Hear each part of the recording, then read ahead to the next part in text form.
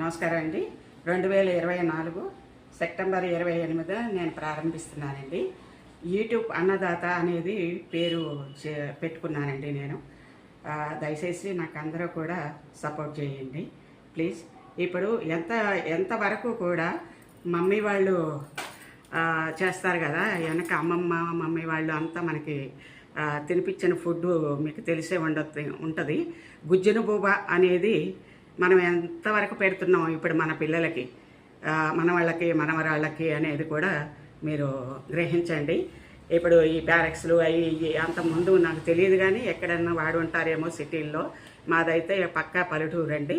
ఇంకా నేను దాని గురించి చెప్పనవసరం లేదు, మాకేం తెలియదు కూడాను.